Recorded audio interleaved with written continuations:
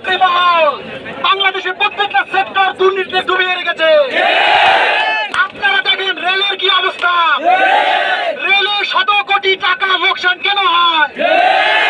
কারণ রেলে 80% কোটায় নিয়োগ হয়।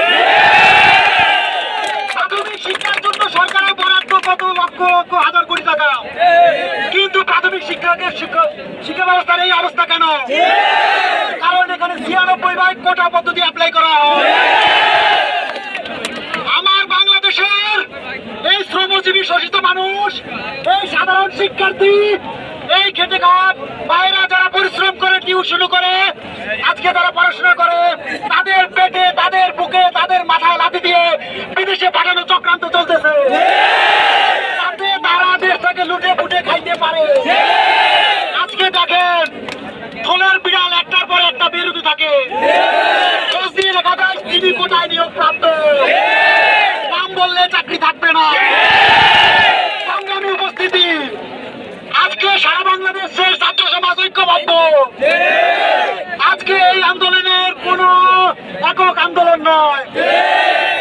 আমরা যেই বিচারক এই রায় দিয়েছে, তিনিও দেখেন গিয়ে কোটায় নিয়োগ প্রাপ্ত। একজন সুবিধাভোগী ব্যক্তি কিভাবে ওই বিষয়ে রায় দেয়? আজকে সংগ্রামী উপস্থিতিকে আমি বলতে চাই, আপনারা সবাই আমাদের সাথে ডিজিটাল মাধ্যমে আমাদের সাথে সংযুক্ত হবে। এই আন্দোলনকে বানচাল করার জন্য বিভিন্নভাবে চক্রান্ত লিপ্ত আছে সবাই। ছাত্র সমাজের প্রথম থেকে চতুর্থ শ্রেণী সকল সেক্টরে কোটা বিয়োগ করে আমরা রাজপথ ছাড়বো।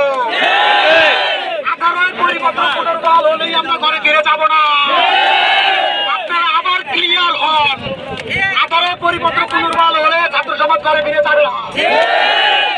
সকল সেক্টরে এই কোটা নামক অভিশাপ মেধাবীদের পথের কাটাকে উপরে ফেলে ছাত্র সমাজ ঘরে ফিরে যাবে।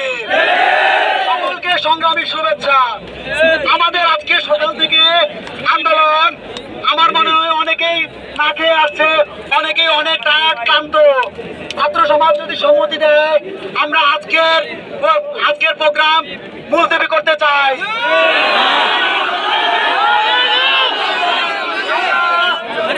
আমরা সন্ধ্যা 6টায় আবার সংবাদ সম্মেলন করে কেন্দ্রীয় বৈষম্য বিরোধী ছাত্র সমাজের সাথে আলোচনা করে পরবর্তী প্রোগ্রাম ঘোষণা করতে চাই।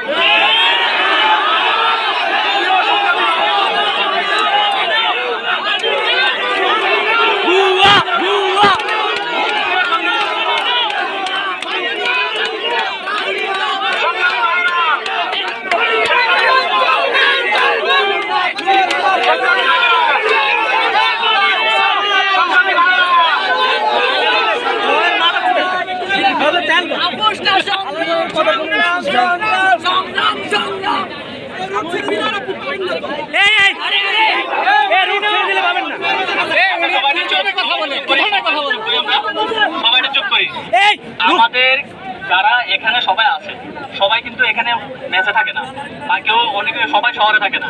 আমরা যারা হল থেকে আসছি, বৃষ্টিতে ভিজে 10 কিলোমিটার হেঁটে এখানে আসছি। আমরা অসুস্থ হই, আমাদের সামনের আন্দোলন কে চালাবে আমাকে বলেন আপনারা? আমাদের সবার চিন্তা করতে হবে। আমাদের এই আন্দোলন সরকার এত তাড়াতাড়ি মানবে না, আমাদেরকে চালাই যাইতে হবে। এখন যদি কেউ অসুস্থ হয়, জ্বর উঠে, তাহলে তাকে নিয়ে আমরা কিভাবে চলবো? এখানে আমরা আমাদের কর্মসূচি